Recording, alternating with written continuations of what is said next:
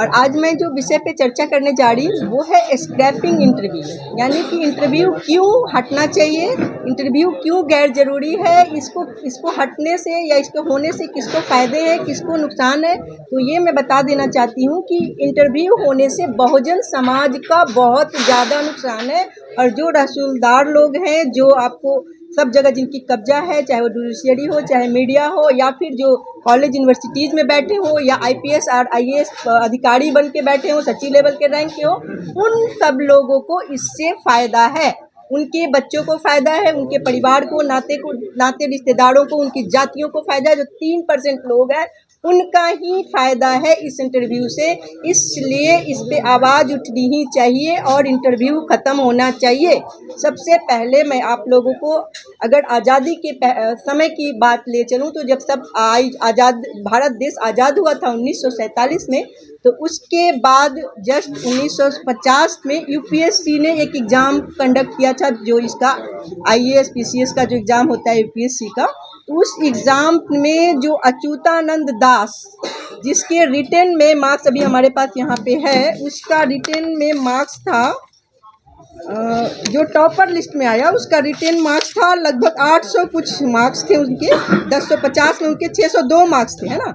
लेकिन इंटरव्यू में उसको इतना ज़्यादा कम मनुवादियों द्वारा दिया गया कि वो टॉप रैंकर 40 से भी बाहर हो गया। और हमारे देश को एक पहला दलित, जो आज़ादी के पहला शुरू में जो मिलने वाला था कि दलित मिलता यूपीएससी टॉपर, उससे हम वंचित रह गए। मतलब ये एक सिंपल उदाहरण है कि उसी समय से अंगूठा काटा जा रहा है एकलव्यों का, किसके द्वारा? द्रोणाचार्यों के द्वारा। तो जो इंटरव्यू पैनल होते हैं उसमें जो चेयरमैन होते हैं, उनके अंदर ही जो पैनल में अगर हो सकता है ये बात नहीं होता पहले। अब हाँ, अभी तक मैं बता रही थी कि शुरू में जो इंटरव्यू हुआ था, जब पहली बार जब देश आज़ाद हुआ था, मैं उसकी बात कर रही हूँ कि पहला दलित टॉपर मिल सकता था, लेकिन नहीं मिला। दलित अभी मिली है, महिला भी मिली, जो 2015 में जो टीना डाबी, वो उसका नाम सुना होगा, वो दलित टॉपर थी। क्योंकि उस समय इंटरव्यू थोड़ा ज़्यादा मार्क्स था, लेकिन 1990 में केस चला, उसके बाद इंटरव्यू का जो मार्क्स था थोड़ा घटाया गया। 13.5% अब इंटरव्यू में मार्क्स जोड़े जाते हैं यूपीएससी में। उस समय मार्क्स ज़्यादा था, उस समय ज़्यादा ही अंगूठा काटा जाता था। लेकिन अभी भी वो 5% और 10% का जो मार्जिन होता है, अगर आप यूपीएससी का डाटा भी निकाल के देखिएगा, 2012, 13, 14 का भी हमारे पास डाटा है, उसमें मैं आप लोगों को बताना चाहती हूँ कि उस डाटा में जैसे एसटी के जो मार्क्स का डिफरेंस है वो 5%, यानी कि अगर एससी का मार्क्स दिया जाए तो उनको 55 मार्क्स दिया जा रहा है, अगर तो ओबीसी को दिया जा रहा है आपको 59 से 60% मार्क्स, और अपर कास्ट जो है उनको 70 से 71%। ये 5% मार्क्स बहुत ही मैटर करता है। अगर आप रैंक इसके देखेंगे, यूपीएससी की जो रैंक होता है, तो कुछ दिन बाद अगर 1000 के ऊपर या 1000 के नीचे वाले रैंक में वो बहुत तेजी से भागता है और वो आउट हो जाते हैं उस इंटरव्यू के आधार पे ही। तो ये हटना चाहिए इंटरव्यू। इसका एक यही उदाहरण नहीं है, आप लोगों को मैं इसे बता, अभी कुछ दिन पहले निकला था जो पेपर में आप लोगों ने सुना होगा कि हजारी प्रसाद द्विवेदी की नातिन बनी IAS, Apala Mishra top ranker 9। तो पता है उनको इंटरव्यू में क्या सवाल पूछा गया था कि साड़ी के पल्लू के बारे में उनको सवाल पूछा गया था। इस तरह से जो इंटरव्यू पैनल में जो बैठे होते हैं और पैनल के जो मेन चेयरमैन होते हैं, उन सब की मिली भगत से ये जो इंटरव्यू में अंगूठा द्रोणाचार्यों द्वारा काटा जाता है। अब हम ये बताना चाहते हैं कि किस फील्ड में इंटरव्यू होता है। आपको 2015 में प्रधानमंत्री जी ने लाल किले से ये बोला था कि सी और डी की ग्रुप के एग्जाम्स में इंटरव्यू खत्म होना चाहिए। वो एक धोखा है, छलावा है, क्योंकि ग्रुप सी और डी का तो एग्जाम ही नहीं है, उन तो आउटसोर्सिंग हो गया, वो आउटसोर्सिंग के थ्रू उनकी बहालियां होती है। तो सिर्फ बच गए कौन? ग्रुप ए और बी। और ग्रुप ए और बी में कौन आते हैं? आईपीएस है, आईएएस हो गया आपका, इंडियन फॉरेस्ट सर्विस हो गया, आपको कॉलेज स्कूल यूनिवर्सिटीज में जो बहालियां होती है, वाइस चांसलर है, चांसलर का पोस्ट है, आपके लेटरल एंट्री। अब अभी मैं लेटरल एंट्री की चर्चा करती हूँ। अभी लेटरल एंट्री में जो अभी चर्चा हुई है, 2018 का एक डाटा है जिसमें आईएएस जो यूपीएससी एग्जाम टॉपर्स होते हैं, एग्जाम्स 10 साल वो नौकरी के हो जाते हैं, उसके बाद वो जॉइंट सेक्रेटरी लेवल पे वो पहुंचते हैं। उस लेवल पे लेटरल एंट्री के नाम पर उन्होंने जो डीओपीटी जो सरकार की जो ब्रांच थी, उन्होंने उनको अनुरोध किया यूपीएससी से, तो उन्होंने डायरेक्ट 10 पोस्ट निकाला और उसमें से 9 का जो ज्वाइनिंग किया वो पूरे के पूरे सारे अपर कास्ट थे। कहीं भी रिप्रेजेंटेशन के नाम पे एसटी एसटी ओबीसी नहीं है। तो इस वजह से ये हम लोगों के हक और अधिकार के का इसमें हनन हो रहा है। तो हम आप लोगों के जरिए लोगों तक आवाज़ पहुंचाना चाहती हूँ, सरकार की तरफ आवाज़ पहुंचाना चाहती हूँ कि किसी भी तरह से स्क्रैप इंटरव्यू हटना चाहिए, हटना चाहिए, हटना चाहिए। और क्योंकि हम लोगों के इस पे बिना पे क्यों ये होना चाहिए जो ये इंटरव्यू होता है। आगे मैं एक जगह से और मैं इसका देती हूँ उदाहरण। हाँ, एमपी सेवा आयोग जो मध्य प्रदेश का सेवा आयोग 2022 में स्त्री रोग विशेषज्ञ का पोस्ट निकला था 95। उसमें जब डाटा निकाला गया तो ओबीसी के 21 पोस्ट में उन्हें 38 से 55 के बीच में मार्क्स मिले थे और जनरल कास्ट को 75 से 89 के बीच मार्क्स मिले थे 100 नंबर में। और एसटी कास्ट वालों को 31 से 49 और एससी को 32 to 63। क्या सुखाव के कोई पर लगे हुए थे उन लोगों में कि उन लोगों को जो मार्क्स दिए गए वो आपको इतना ज़्यादा वैरी कर रहा था। तो ये एक तरह से हमारे साथ अन्याय है।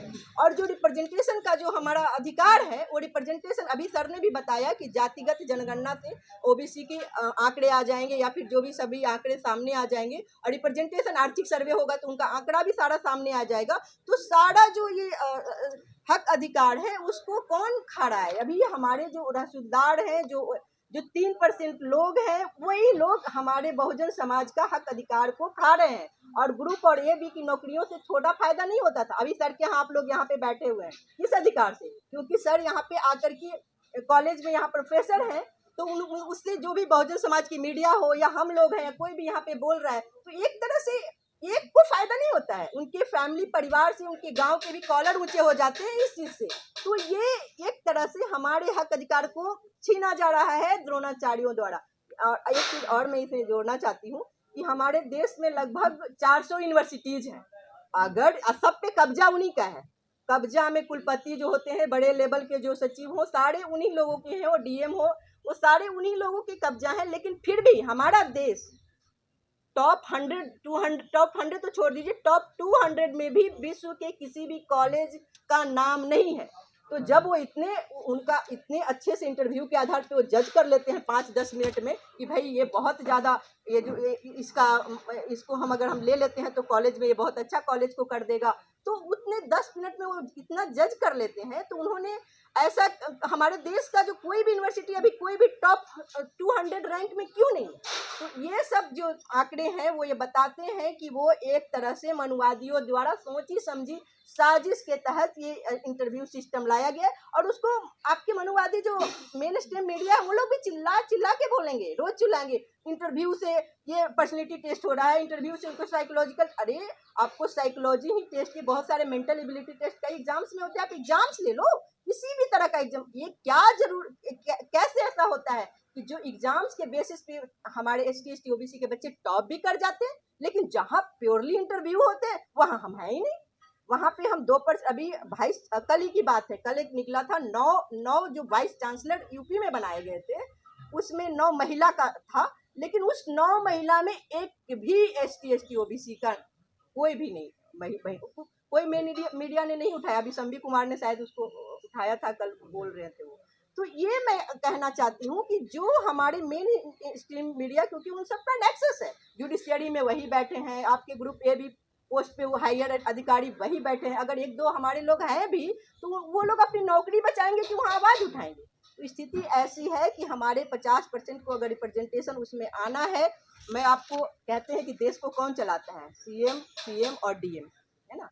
सीएम इसलिए कि वो राज्य में चलाता है, डीएम इसलिए कि वो जिलाधिकारी बन के वो पूरे अपने जो भी यहाँ तक कि मंत्रालय के जो भी सचिव रैंक के जो भी पोस्ट में अधिकारी बनते हैं उनको सारी जानकारी होती है। जो भी मंत्रालय में कुछ भी निकाला जाता है या मंत्रालय में किसी भी तरह का पोस्ट हो या किसी तरह का उनको नए नए नियम बनते हैं, पॉलिसीज बनते हैं, उस पॉलिसीज में हम कहीं है नहीं, क्योंकि उन्हीं लोग के सारे लोग हैं।